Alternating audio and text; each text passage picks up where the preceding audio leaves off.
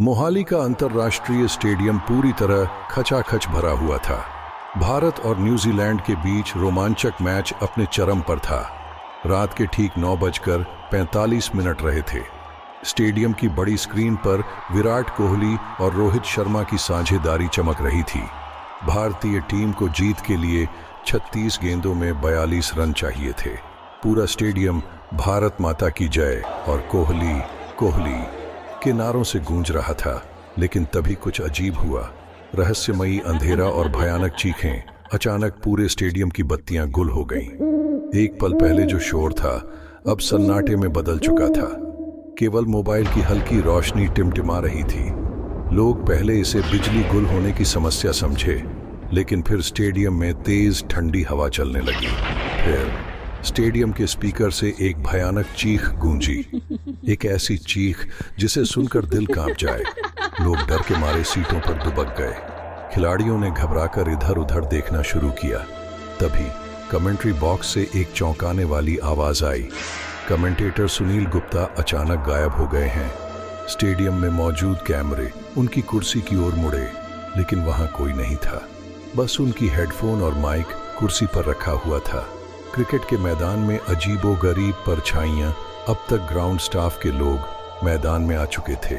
तभी पिच के बीचों बीच एक रहस्यमयी काली परछाई दिखाई दी। यह कोई इंसान नहीं था, बल्कि एक धुंधली आकृति थी जो हवा में तैर रही थी। अचानक न्यूजीलैंड के कप्तान केन विलियमसन जमीन पर गिर पड़े, जैसे किसी ने उन्हें धक्का दिया हो। उनके चेहरे पर गहरी डर की लकीरें थीं।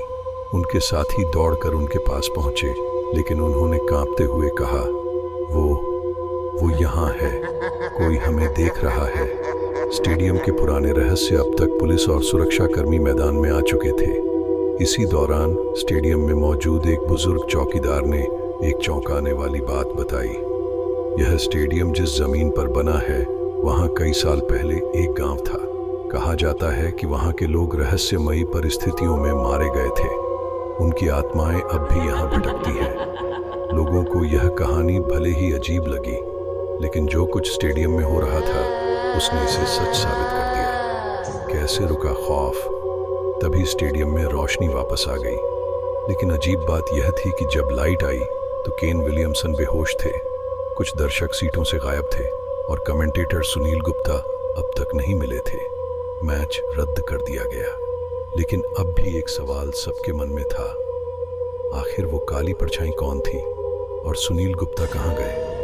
अंत में एक डरावना मोड़। रात के 12 बजे जब स्टेडियम को बंद किया जा रहा था, तब सुरक्षाकर्मियों ने कमेंट्री बॉक्स से किसी के फुसफुसाने की आवाज़ सुनी। जब उन्होंने दरवाज़ा खोला तो वहाँ कुछ नहीं था, लेकिन कमेंट्री डेस्क पर लिखा था, मैं अभी भी यहीं हूँ।